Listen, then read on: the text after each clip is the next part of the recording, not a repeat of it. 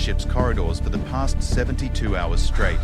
It was a wailing cry that seemed to burrow into the very soul of anyone who heard it, a desperate keening that spoke of pain beyond comprehension. Dr. Zarthak, the ship's chief medical officer, pressed his six-fingered hands against his elongated skull and tried to block out the noise as he reviewed the case files for the 100th time. The crying came from the isolation chamber in Medical Bay 7, where Lyra Thexany cradled her newborn daughter against her chest. Lyra was a Veltar, one of the most advanced species in the known galaxy. Her people possessed natural telepathic abilities, could manipulate matter at the molecular level, and had mastered genetic engineering to such a degree that they had eliminated most forms of suffering from their existence centuries ago. Yet here she was, tears streaming down her pale blue face, completely powerless to comfort her own child. The baby, no larger than a human infant but with the same ethereal blue skin as her mother, had been crying since the moment of her birth. Not the normal crying that most species expected from newborns, but something far more intense and unrelenting. Her tiny lungs seemed capable of producing sounds that defied physics, creating harmonics that resonated through the ship's hull and interfered with sensitive equipment. Zarthak approached the chamber cautiously. He was a Kethmori, a species known for their analytical minds and emotional detachment, but even he found the child's cries disturbing. Through the transparent aluminum barrier, he could see Lyra rocking back and forth, her telepathic abilities completely overwhelmed by her daughter's distress. "Any change, Dr. Cardier?" "Zarthak?" Lyra's voice came through the chamber's communication system, hoarse from 3 days of speaking comfort words that seemed to have no effect. The doctor shook his head, his mandibles clicking in frustration. "I'm afraid not, Lyra. We've run every scan imaginable. Your daughter is perfectly healthy by all medical standards. Her neural pathways are developing normally, her organs are functioning optimally, and there are no signs of physical distress or genetic abnormalities." "Then why won't she stop crying?" Lyra's voice broke, and fresh tears flowed down her cheeks. "I can feel her emotions through our telepathic bond, and she's in such anguish. It's like she's missing something fundamental, something that should be there but isn't." Dr. Zarthak accessed his datapad, scrolling through the various treatments they had already attempted. "We've tried standard infant calming techniques from 47 different species. We've adjusted the atmospheric composition in your chamber to match every known preference for Veltar development. We've even had the ship's artificial intelligence generate soothing sounds based on analysis of what should be comforting to your species." "But nothing works," Lyra whispered, her voice barely audible over her daughter's cries. The ship's captain, Commander Velthos of the Silicon Consortium, materialized in the corridor outside the medical bay. His form was a shimmering collection of crystalline structures that housed his consciousness, and his voice resonated with the harmonic precision of a quantum computer. "Dr. Zarthak, the child's vocalizations are beginning to affect ship operations. Several crew members have requested transfer to other vessels, and our long-range communications are experiencing interference." "Doctor." Zarthak's mandibles twitched in annoyance.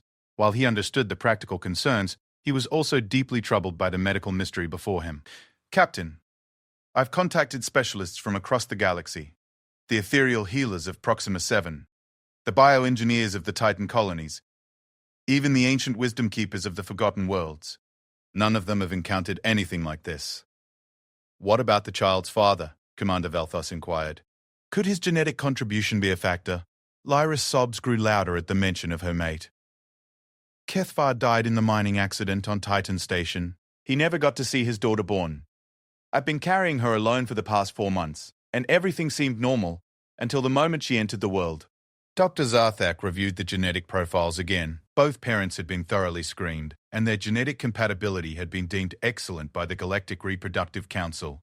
There was no indication that their pairing would result in any complications. The ship's AI, Advanced Neural Network known as ARIA, manifested through the corridor's holographic projectors. Her appearance was that of a calming blue light pattern that shifted gently as she spoke. "Dr. Zarthak, I've completed my analysis of the child's vocal patterns and brainwave signatures. The crying appears to be a form of communication, but it doesn't match any known linguistic patterns in the galactic database." "Communication?" Lyra looked up hopefully. "She's trying to tell us something?" Aria's light patterns pulsed thoughtfully. "The patterns are too complex to be random distress, but too primitive to be true language as we understand it. It's almost as if she's calling out for something specific, something her consciousness recognizes as missing, but cannot articulate through conventional means." "Doctor?" Zarthak was intrigued despite his exhaustion. What could a newborn possibly recognize as missing? She's never experienced anything outside the womb. That's precisely what makes this so puzzling, Arya responded. According to my analysis, the child seems to be searching for a specific type of comfort response that isn't being provided. Her neural patterns suggest she's expecting a particular kind of interaction that none of us are capable of delivering. Commander Velthos's crystalline form shifted impatiently. If our most advanced medical science cannot solve this problem, perhaps we should consider other options. There are facilities that specialize in unusual cases. No, Lyra said firmly, her voice gaining strength despite her tears. I won't abandon my daughter just because she's different. There has to be an answer somewhere. Dr. Zartak was about to respond when his communication device chimed with an incoming message. He accessed the data stream and found himself reading a message from an unlikely source, the Human Medical Research Station orbiting the frontier world of New Terra. This is interesting, he murmured, his mandibles clicking as he processed the information. What is it? Lyra asked desperately. The humans have been monitoring our distress calls. They're offering their assistance. Commander Velthos's form flickered with what might have been amusement. The humans? They barely achieved faster than light travel. Their medical technology is centuries behind our own. What could they possibly offer that we haven't already tried?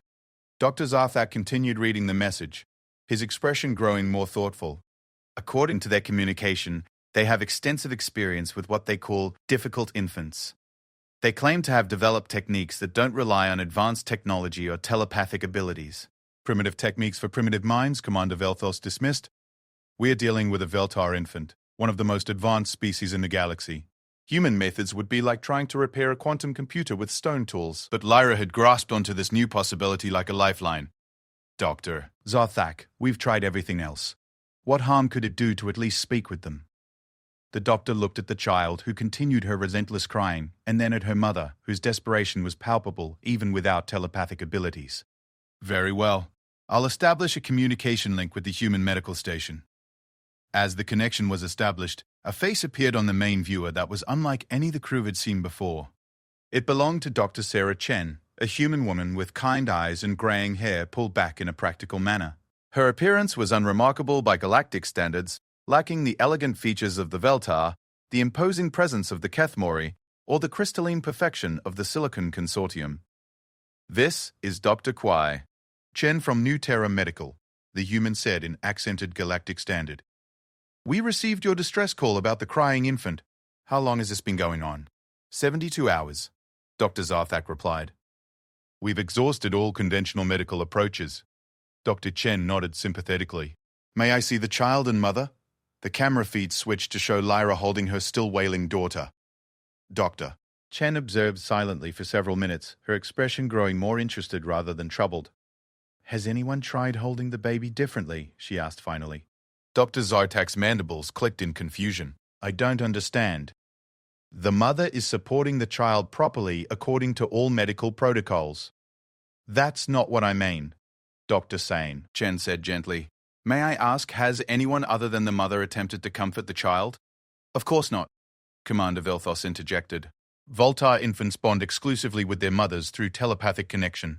Any other being would be unable to provide proper comfort. Chen was quiet for a moment. In human culture, we have a concept called, it takes a village. Sometimes, infants need different types of comfort from different caregivers. The mother provides one type of support, but others can provide different kinds of reassurance. Impossible, Doctor, Zarthak stated firmly. The child is calling for something specific through her vocalizations, something that requires precise understanding of her needs. With respect, Doctor. Doctor, Chen said carefully. Sometimes babies don't need understanding. Sometimes they just need presence. The conversation was interrupted by an alert from the ship's systems. The baby's crying had reached new levels of intensity, causing actual structural vibrations throughout the vessel. Dr. Galloway. Chen, Lyra called out desperately. Please, if you have any ideas at all, I'm willing to try anything. The human doctor's expression became more serious. I'd like to request permission to come aboard your vessel. I believe I might be able to help, but I need to be there in person. Commander Velthos's form flickered with skepticism. You want to expose a Veltar infant to an unknown alien species? The contamination risks alone. Captain, Dr. Zarthak interrupted. Our current approach isn't working. Perhaps it's time to consider alternatives, regardless of how unconventional they might seem. Lyra looked up through her tears, hope flickering in her eyes for the first time in days. Yes, please come. I don't care about protocols or conventions anymore. My daughter needs help. Dr. Pampas. Chen nodded with determination. I'll depart immediately. My ship can reach your location in approximately 18 hours. In the meantime, I want you to try something for me. Anything, Lyra whispered. I want you to stop trying so hard to fix what's wrong, Dr. Prig, Chen said gently. Instead, I want you to simply be present with your daughter. Don't try to solve her crying, don't try to understand it, just acknowledge that she's communicating and that you're listening.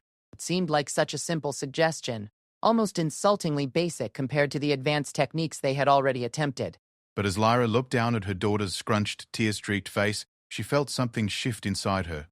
Instead of desperately trying to push her telepathic comfort into her child's mind, she simply held her daughter closer and whispered, I hear you, little one. I don't understand what you need yet, but I'm here, and I'm listening. For just a moment, the crying seemed to soften slightly, as if the baby had registered something different in her mother's approach. It wasn't silence, but it was change, and change was the first sign of hope they'd had in 3 days. Zarthak observed this subtle shift with growing fascination. Perhaps there was more to human intuition than their primitive technology suggested.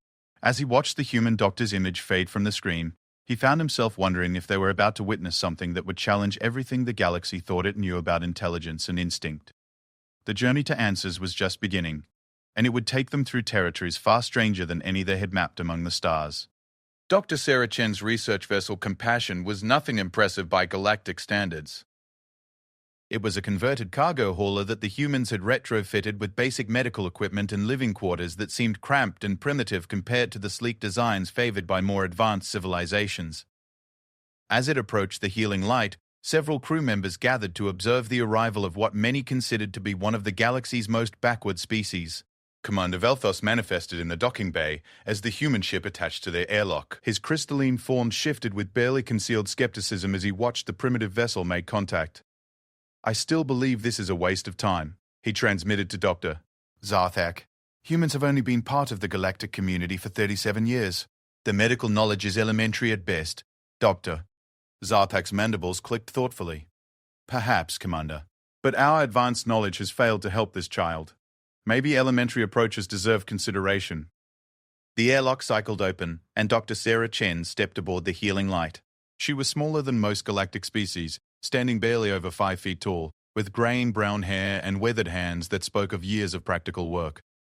She carried a simple medical bag that looked almost primitive compared to the sophisticated diagnostic equipment surrounding them. But what struck the crew most was her demeanor. While other species approached medical crises with clinical detachment or logical analysis, Dr. Chen moved with a calm presence that seemed to radiate reassurance. Even before she spoke, several crew members found themselves feeling more at ease. Dr. Chen, Doctor. Zarthak greeted her, extending his hand in the human custom of greeting he had researched. Welcome aboard. I must warn you, the infant's condition has not improved. If anything, her distress seems to be increasing. Dr. Chen shook his hand with a firm grip that surprised him with its warmth. That's actually not uncommon. Sometimes babies get more upset before they get better, especially when they've been crying for extended periods. It's like they're stuck in a cycle they can't break out of alone. As they made their way through the ship's corridors, the sound of the crying child grew louder. Dr. Chen noticed several crew members actively avoiding the medical section, and she could see the strain on everyone's faces. How long since anyone has slept properly? She asked Dr. Zarthak. Sleep has been difficult for the entire crew, he admitted. The child's vocalizations seemed to trigger stress responses across multiple species. Even our Silicon crew members, who don't require rest in the traditional sense, report processing difficulties. Dr. Troll Chen nodded knowingly. The cry of a distressed infant is designed by evolution to be impossible to ignore. It's supposed to compel caregivers to action. The problem is, when that action doesn't work, the sound becomes torture for everyone involved. They arrived at Medical Bay 7, where Lyra sat in the isolation chamber, still holding her daughter. The Veltar woman looked exhausted beyond measure. Her usually luminous blue skin had grown pale, and her telepathic abilities seemed to be fluctuating wildly under the stress. Lyra, Dr. Chen said gently through the communication system, I'm Dr. Chen. May I come in? Lyra looked up with desperate hope. Please, yes. I'll try anything at this point. Doctor. Zarthak hesitated. The contamination protocols can be temporarily suspended for humanitarian purposes. Dr. Boro, Chen said firmly. I've been cleared by the Galactic Medical Council for emergency interventions. As the isolation barrier deactivated, Dr. Chen entered the chamber carrying only her simple bag. The baby's cries seemed to hit her like a physical force, but instead of recoiling, she moved closer with steady steps. "Hello, little one," she said softly, not to the baby directly, but to Lyra. "And hello to you too, Mama. You've been doing such hard work." Lyra began to sob. "I don't understand what she needs. I can feel her pain, but I can't fix it. Every parent in our species is supposed to be able to comfort their child through our telepathic bond, but nothing I do helps." Doctor Chen sat down beside Lyra, close enough that her shoulder almost touched the alien woman's arm. "Can you tell me about your pregnancy? How did you feel during those months?" "I felt complete," Lyra said through her tears. "Even though Kethvar died before she was born, I could feel her presence inside me, and she seemed content. She would move gently, responding to my emotions, and I felt such a strong connection with her." "And when did that feeling change?" "The moment she was born," Lyra whispered. "It was like something was suddenly wrong, like she was searching for something that wasn't there anymore." Dr. Chen nodded thoughtfully. "May I try something? I'd like to hold her for a few minutes." Both Lyra and Dr. Zarthak looked shocked. "Dr. Chen," the Kethmori physician said, "you're not telepathically compatible with Veltar infants. You could cause her additional distress." "I understand the risk, Dr. Doc," Chen said calmly. "But sometimes the absence of telepathic pressure can be exactly what's needed." Lyra hesitated for a long moment, looking down at her crying daughter. Then slowly, carefully, she transferred the baby into Dr. Chen's arms. The moment was electric. The baby's cries didn't stop, but they changed. Instead of the desperate, piercing wails that had been echoing through the ship, her vocalizations became more varied, more exploratory. Dr. Chen held the infant with practiced ease, supporting her head with one hand while cradling her body with the other. But what happened next surprised everyone in the room. Instead of trying to quiet the baby, Dr. Katha Chen began to respond to her cries. "Oh, I know," she said in a gentle, rhythmic voice that seemed to match the cadence of the baby's vocalizations. "You're telling me all about it, aren't you? It's been so hard, hasn't it? So confusing and overwhelming." The baby's cries began to shift again, becoming less frantic and more conversational, as if she was responding to Dr. Chen's words. "That's right," Dr. Chen continued, swaying slightly as she spoke. "You've been trying to tell everyone something very important, but nobody understood the language you were speaking." Dr. Zarthak watched in fascination as his medical instruments registered changes in the infant's vital signs. Her stress hormones were beginning to decrease, and her brainwave patterns were becoming more organized. "What are you doing?" he asked quietly. "I'm validating her experience," Dr. Chen replied, without taking her eyes off the baby. "Instead of trying to make her stop crying, I'm acknowledging that her crying has meaning and purpose." Lyra leaned forward, tears still flowing, but now mixed with wonder. She's responding to you. "But how?" "You're not telepathic." Dr. Chen smiled gently. "Sometimes the most powerful communication doesn't require telepathy. This little one has been trying to tell us something since the moment she was born, but everyone has been so focused on stopping her crying that nobody thought to listen to what she might be saying." "But what could she possibly be trying to communicate?" Commander Velfos asked through the chamber's speakers. "She's barely 3 days old." "She's telling us about loss," Dr. Breaker, Chen said simply. "Think about it. For months she was connected not just to her mother, but to the entire telepathic field that her father contributed to their family bond. When Velta mates are bonded, their telepathic signatures merge into something larger than either individual." Lyra gasped, her hand flying to her mouth. "The family resonance field. During pregnancy, she would have been immersed in both of our telepathic signatures." "Exactly," Dr. Chen continued, still swaying gently with the baby, whose cries were now interspersed with curious little sounds. She was born expecting to find that complete connection, but instead, she found only half of what her developing consciousness was programmed to recognize as home. Dr. Zarthak's mandibles clicked rapidly as he processed this information. "Are you suggesting that the infant is experiencing grief? But that's impossible. Veltar young don't develop complex emotions until several months after birth." "Who says this is complex?" Dr. Chen asked. "Grief, in its most basic form, is simply the recognition that something expected is absent. Even human infants can experience this.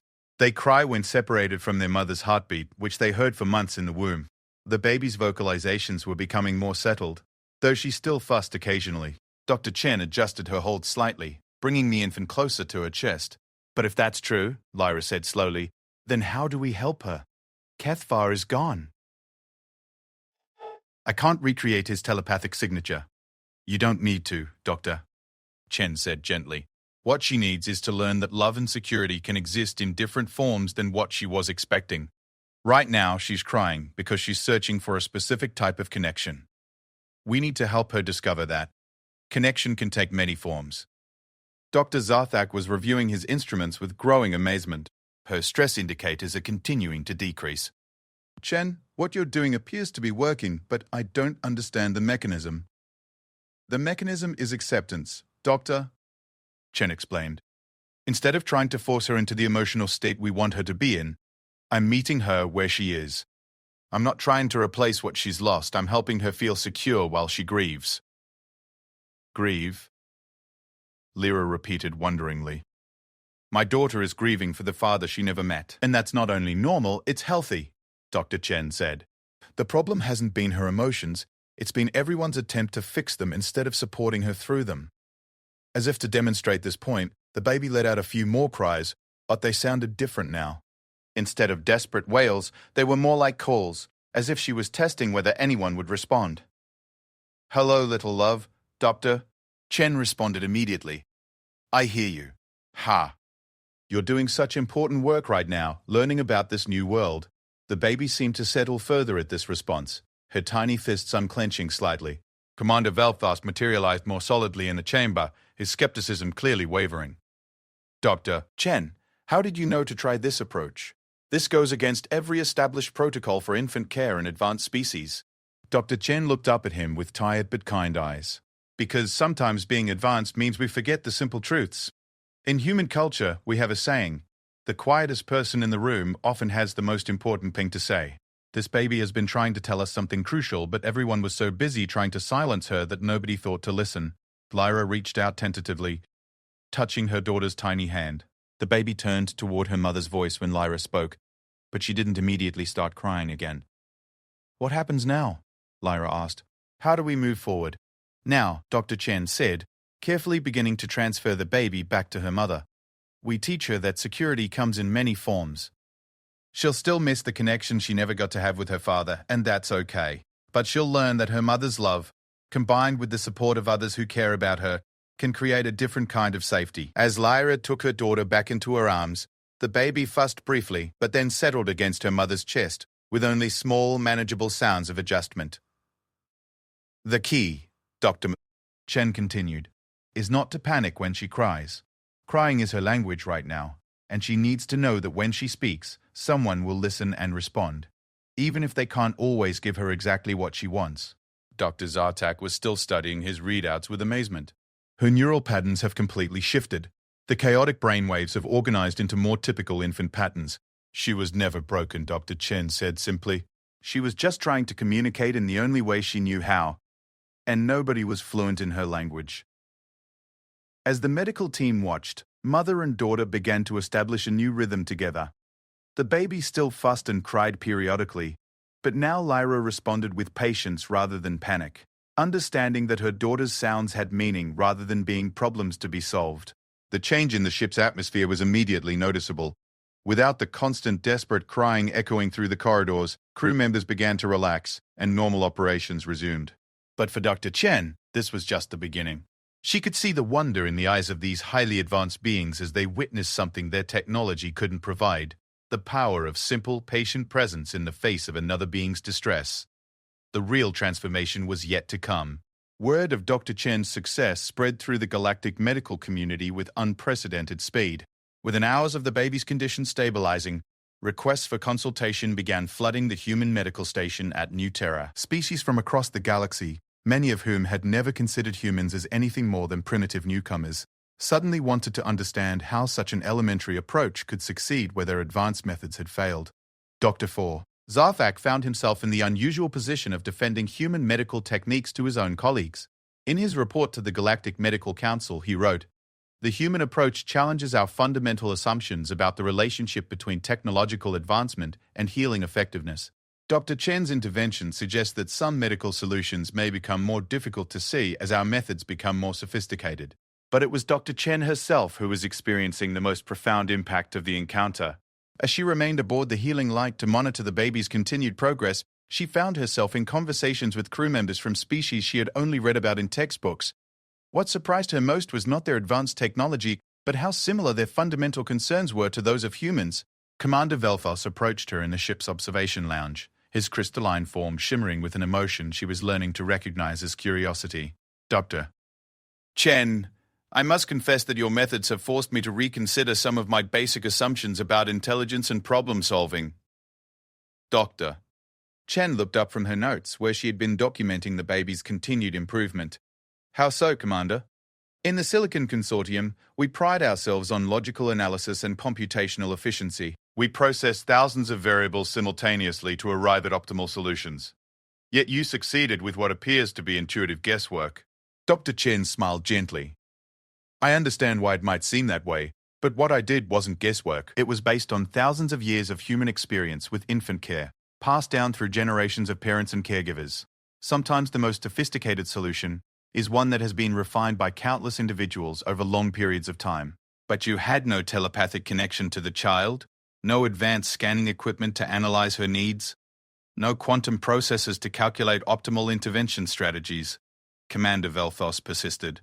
How could you possibly understand what she required better than her own mother?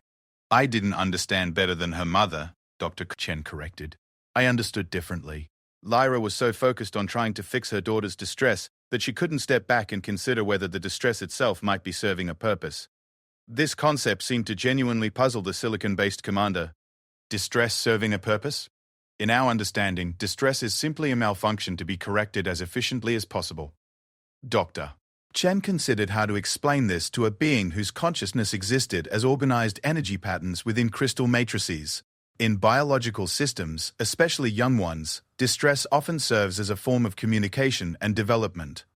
Dedicated, definite. When a human baby cries, they're not just indicating a problem, they're also exercising their lungs, developing their vocal cords, and learning cause and effect relationships.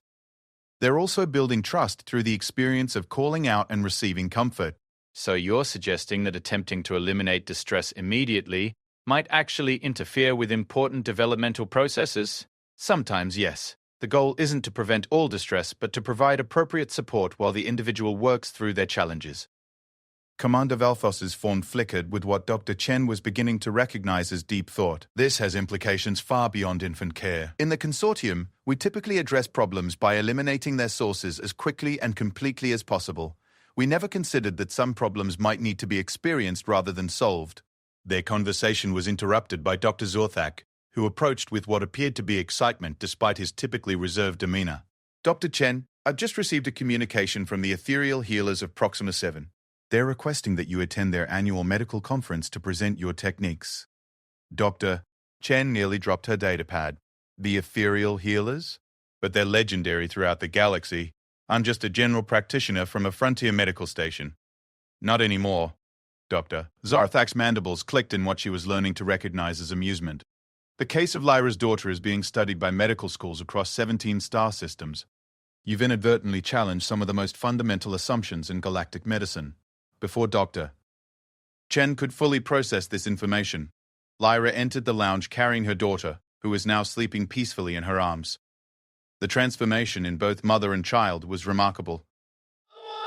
Lyra's natural luminescence had returned, and her daughter's face, which had been constantly scrunched with distress, was now relaxed and content. Dr. Chen, Lyra said softly, I wanted to thank you again, and to tell you something important. Of course, what is it? Since you helped us, I've been able to establish a new kind of telepathic connection with my daughter.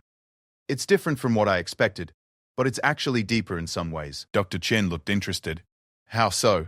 Before, I was trying to push my comfort into her mind, to override her distress with my own emotional state. But now, I'm learning to share her experiences, instead of trying to change them. When she's sad, I can be sad with her. When she's curious, I can explore alongside her. It's like we're having conversations instead of me just trying to fix her. This caught Commander Valthos's attention immediately. You're describing a fundamentally different approach to telepathic connection. Instead of dominant pattern override, you're using empathetic resonance. Is that unusual? Dr. Chen asked. Extremely, Dr. Zarthak interjected. Most telepathic species use their abilities to influence and control the emotional states of others, particularly their offspring. What Lyra is describing is more like... He paused, struggling with the concept. Like joining someone in their experience, rather than directing it. Lyra nodded enthusiastically. Exactly. And the strangest thing is, it seems to be more effective than the traditional approach. My daughter is developing much faster than normal Veltar infants. She's already beginning to show signs of conscious thought patterns that usually don't appear for weeks. Dr. Chen looked down at the sleeping baby, whose tiny features seemed peaceful in a way that spoke of deep security rather than mere absence of distress. That makes sense. When children feel truly heard and understood, they tend to develop more confidence in exploring the world around them. But how did you know this was possible? Lyra asked.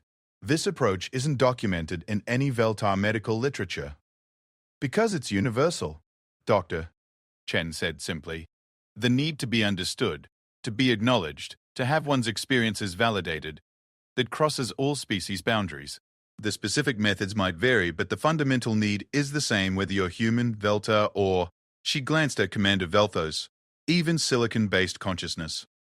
Commander Velthos's form shimmered with something that might have been vulnerability. Doctor Chen, may I ask you something personal? Of course. Do you think these principles apply to adult relationships as well? To interactions between different species trying to understand each other? Dr. Chen smiled warmly.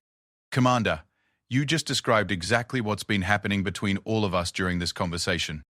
The profound simplicity of this statement seemed to ripple through the group.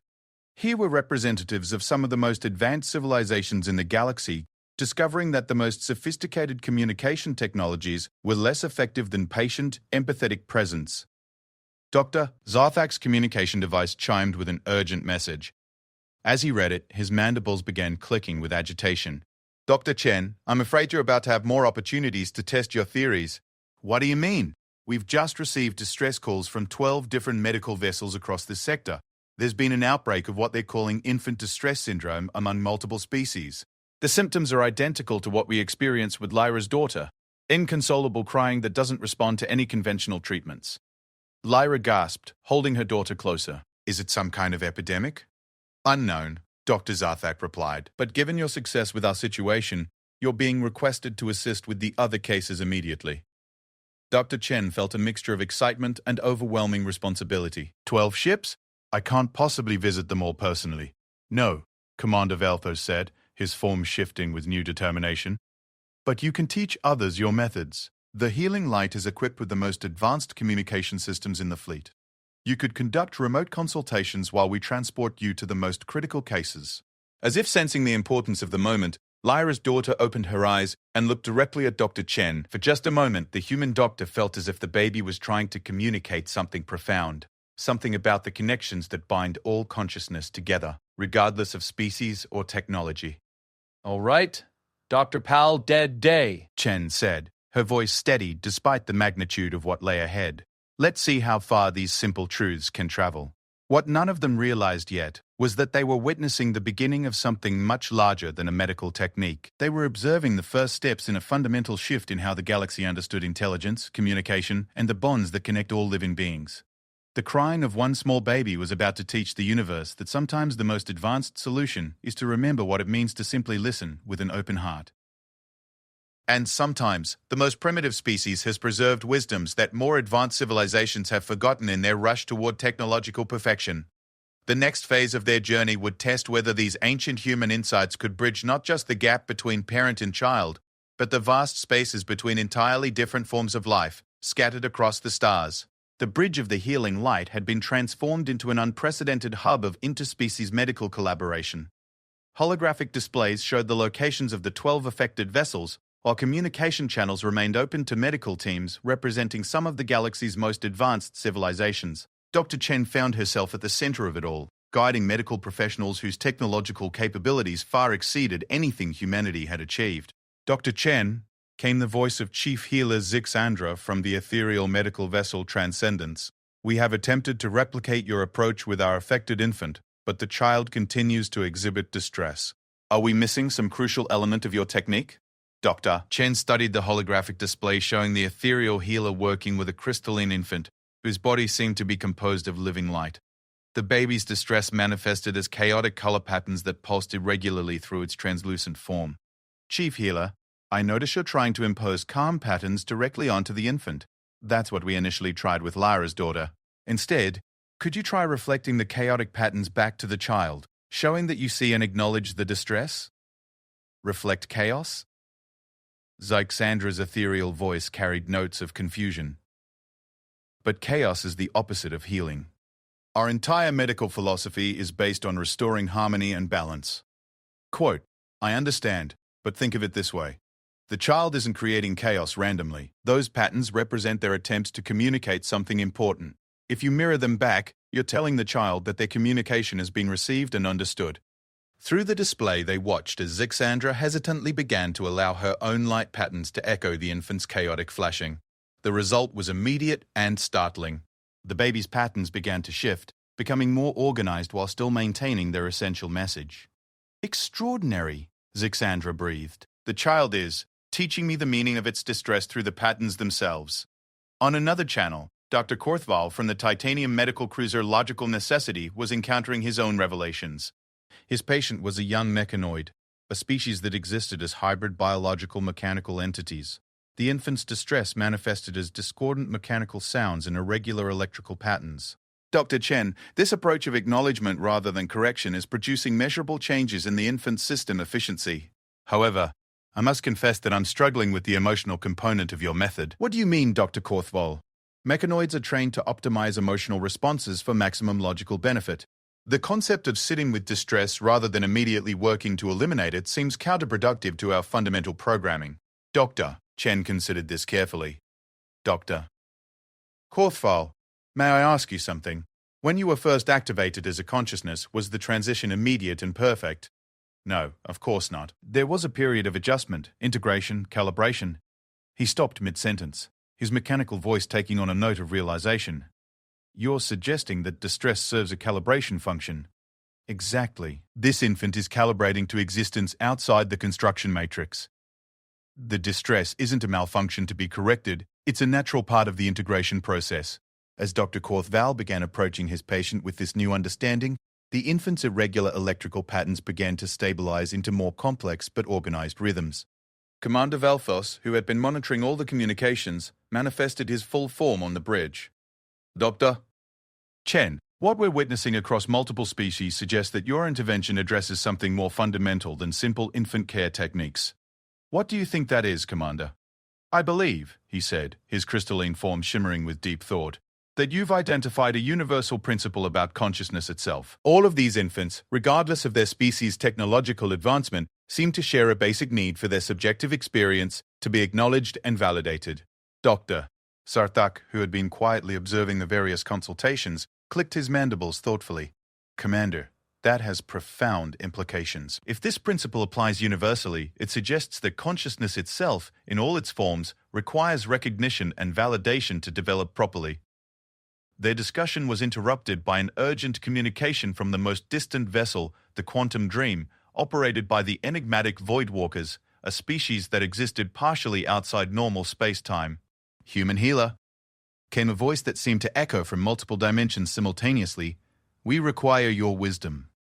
Our young one exists in 7 dimensions concurrently, and its distress is creating instabilities in local space-time. Dr. Chen felt a moment of overwhelming inadequacy. How could she possibly help a being that existed across multiple dimensions? But then she remembered the fundamental principle that had guided her through all these cases. Can you describe what the distress looks like across all the dimensions the child inhabits? In 3 dimensions, it appears as violent energy fluctuations. In the 4th, temporal distortions. In dimensions 5 through 7, the patterns become increasingly complex, but all share a common signature of searching, seeking, calling out for something that should be present but is not. Dr. Chen felt a chill of recognition. The signature is the same across all dimensions? The child is looking for the same thing regardless of which plane of existence we observe? Correct. How did you know this? Because every infant we've encountered today has been doing exactly the same thing, just expressing it in ways appropriate to their species. They're all calling out for recognition, for acknowledgement that their experience matters and has meaning. But how does one acknowledge a being that exists across 7 dimensions? Dr. Chen closed her eyes, drawing on every case she'd handled that day.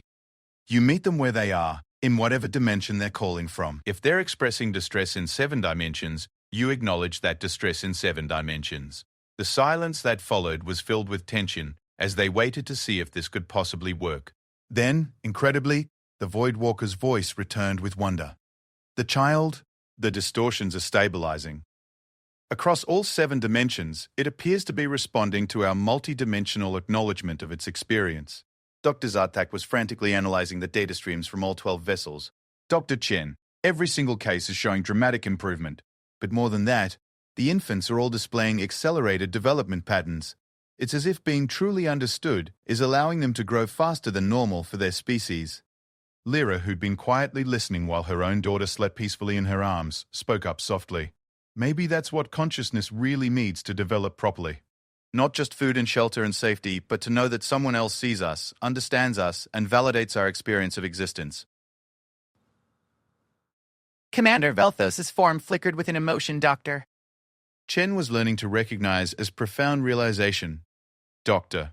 Chen, you've uncovered something that goes far beyond medical treatment. You've identified a fundamental requirement for conscious development that applies across all known forms of life. But how is this possible? Dr. Korthval's mechanical voice came through the communication array. How could a principle this basic be unknown to civilizations thousands of years more advanced than humanity? Dr. Chen considered the question carefully. Maybe it's not that you didn't know it. Maybe it's that you knew it so well you forgot you knew it. Sometimes when we become very sophisticated, we lose sight of the simple truths that form the foundation of everything else. You're suggesting Zycandra's ethereal voice joined the conversation. That technological advancement can actually interfere with wisdom? Not interfere with it exactly, but it can make it harder to see. When you have machines that can solve problems instantly, you might forget the value of sitting with a problem long enough to understand what it's really telling you. The implications of this statement rippled through the assembled medical professionals like a wave. Here were beings from civilizations that had mastered faster-than-light travel, quantum manipulation, and dimensional transcendence, learning fundamental lessons about consciousness from a species that had barely begun to explore their own solar system. Dr. Chen, Doctor, Zarthak said quietly, I believe you've just revolutionized galactic medicine. But more than that, you may have revolutionized how we understand the relationship between intelligence, technology, and wisdom. As the various medical teams continued to report success with their cases, Dr. Chen found herself looking out at the stars through the bridge's main viewport. Somewhere out there were countless civilizations, each convinced that their own advancement represented the pinnacle of understanding. But perhaps true advancement wasn't about developing more sophisticated solutions. Perhaps it was about remembering the simple truths that connected all conscious beings regardless of their form or origin. The baby in Lyra's arms stirred slightly, making a soft sound that wasn't distress but seemed almost like contentment. In that moment, Dr. Chen realized that they weren't just healing individual infants. They were healing the relationships between species, showing that the most advanced civilizations could learn from the most primitive ones, and that consciousness itself might be far more interconnected than anyone had previously imagined. The journey was far from over. In fact, Dr. Chen suspected it was just beginning.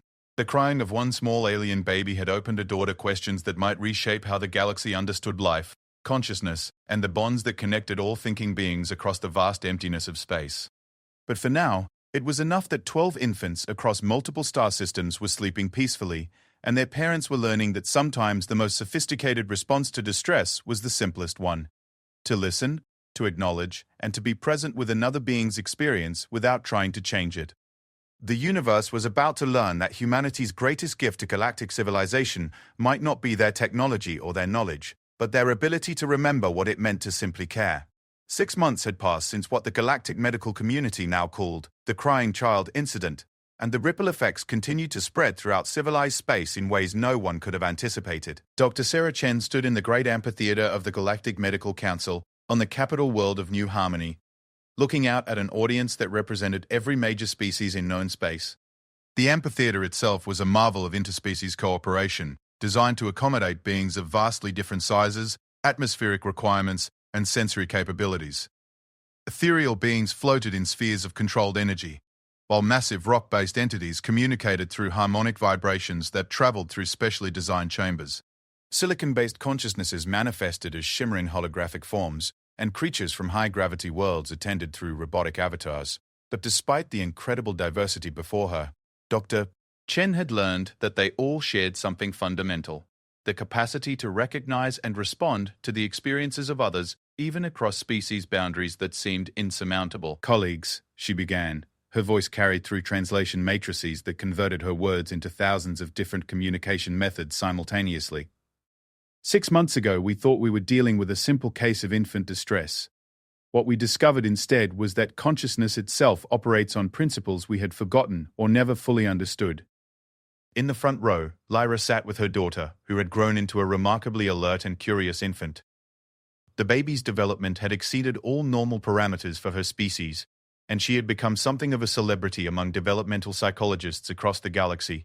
But more importantly, she had become a symbol of what was possible when beings truly listened to each other.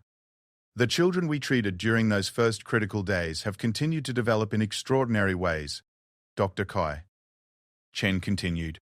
"Not because we gave them anything special, but because we learned to meet them where they were, instead of where we thought they should be." Chief Healer Zixandra's ethereal form pulsed with harmonious colors as she spoke from her energy sphere. "Dr. Chen's approach has revolutionized our understanding of healing itself. We have discovered that many conditions we previously treated as disorders were actually forms of communication that we had failed to recognize." Dr. Korfol, the mechanoid physician, added his mechanical voice to the discussion. "The efficiency gains in patient care have been remarkable. By acknowledging and validating patient experiences before attempting intervention, treatment times have decreased by an average of 67% across all measured parameters." But it was Commander Velthos who raised the most profound implications. His crystalline form materialized more solidly as he spoke. "The principles Dr. Chen has shared extend far beyond medical applications. In the Silicon Consortium, we have begun incorporating empathetic acknowledgement protocols into our diplomatic and trade negotiations. The results have been extraordinary." Dr. Chen nodded thoughtfully. "What we've discovered is that recognition and validation aren't just medical techniques. They're fundamental requirements for any form of consciousness, to develop trust and cooperation with others." In the months following the incident, the changes had been remarkable and far-reaching. Species that had been locked in diplomatic stalemates for decades suddenly found new paths to understanding when they began acknowledging each other's perspectives instead of immediately trying to change them. Trade disputes that had seemed intractable were resolved when negotiators learned to validate the concerns of all parties before proposing solutions. Dr. Vitaidil Zarfak, who had become one of Dr. Chen's closest collaborators, clicked his mandibles thoughtfully. "Perhaps the most significant discovery is that intelligence and wisdom are not the same thing. Our species achieved remarkable intelligence through technological advancement, but we had lost touch with the wisdom that comes from truly understanding the experience of others." The audience stirred as representatives from some of the galaxy's oldest civilizations acknowledged this uncomfortable truth. The ancients of Proxima Prime, who had developed interstellar travel when most species were still discovering fire, admitted that their solutions to conflicts had become increasingly complex and ineffective over the millennia. "We had begun to believe," spoke Elder Morthon in a voice that resonated with the weight of 10,000 years, "that sophistication meant having an immediate solution to every problem." Dr. Chen has reminded us that sometimes the most sophisticated response is to resist the urge to solve, and instead to simply witness and acknowledge. But perhaps the most unexpected development had come from the youngest members of various species who had been treated using Dr. Chen's methods. These children were displaying unprecedented abilities to communicate across species boundaries, often serving as translators and mediators in situations where advanced technology failed. Lyra's daughter, though still an infant by Veltar standards, had demonstrated the ability to sense the emotional states of beings from completely different evolutionary branches. More remarkably, she seemed able to communicate comfort to distressed individuals regardless of their species, using methods that transcended telepathy, vocalization, or any understood form of communication. "We're seeing the emergence of what we might call empathetic consciousness," Dr. Chen explained to the assembly. "These children who experienced early validation of their own distress have developed extraordinary abilities to recognize and respond to distress in others, even across species barriers. Do wrong to none." The implications were staggering. If consciousness could develop enhanced empathetic capabilities through early validation experiences, it suggested that the future of galactic civilization might look very different from its past.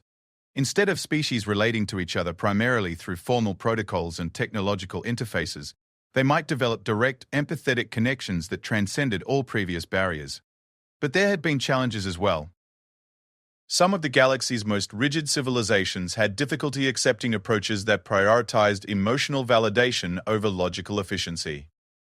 The debate had become particularly intense among the pure logic collectives, who viewed emotions as inefficient noise in the system of rational thought. Representative Kickstor of the logical purists addressed the assembly through a mechanical voice synthesizer. While we acknowledge the practical benefits of Dr. Chen's methods, we remain concerned about the implications of prioritizing subjective emotional experiences over objective logical analysis. Dr. Chen had been expecting this challenge. Representative Kickstor, may I ask you something?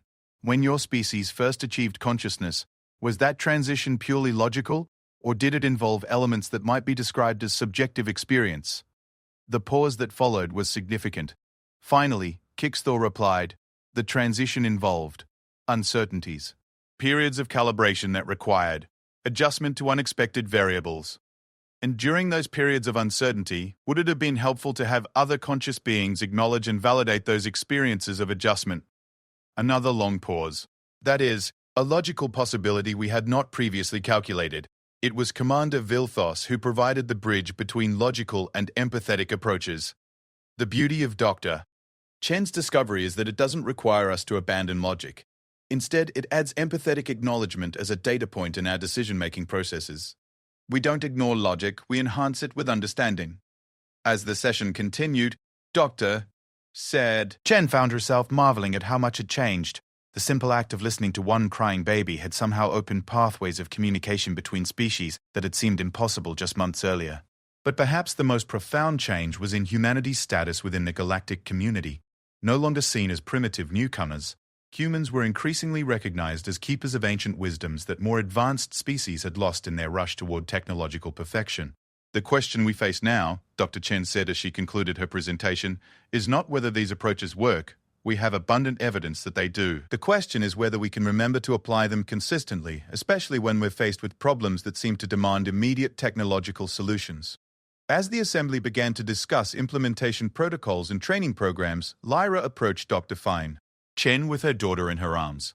The baby looked up at the human doctor, with eyes that seemed to hold far more awareness than should be possible for someone so young. Dr. Chen, Lyra said softly, I want you to know that you didn't just save my daughter.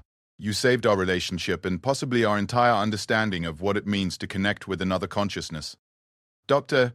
Chen reached out to gently touch the baby's hand, and the infant grasped her finger with a grip that seemed to convey profound gratitude.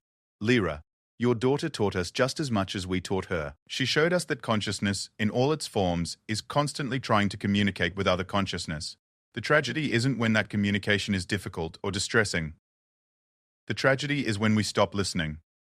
As they stood together in the great amphitheater, surrounded by representatives of civilizations spanning millions of years of development, Dr. Chen realized that they were witnessing something unprecedented in galactic history, the emergence of a truly empathetic civilization, one that valued understanding as much as knowledge, wisdom as much as intelligence, and connection as much as achievement. The crying of one small alien baby had taught the universe that sometimes the most advanced beings are those who remember the most basic truths about what it means to care for another conscious being. In a galaxy filled with wonders and technologies beyond imagination, the most remarkable discovery had been the simplest one, that every consciousness, regardless of its form or origin, needed to know that its experience mattered, and that someone was listening. The future stretched out before them, filled with possibilities that no one could have imagined before they learned to truly hear each other's voices across the vast expanses of space, and the even vaster differences between species.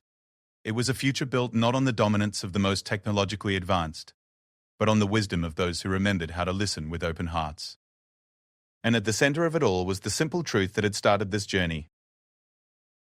Sometimes the most sophisticated response to another being's distress is not to fix it, but to acknowledge it, validate it, and be present with them as they work through their own path to understanding. The baby in Lyra's arms made a soft, contented sound, as if she approved of the future that was being shaped around the lessons she had taught them all. In that moment, Dr. Chen understood that they hadn't just solved a medical mystery, they had discovered a new way for consciousness itself to evolve, not through technological advancement, but through the ancient and eternal power of truly caring for one another. The galaxy would never be the same, and that was exactly as it should be.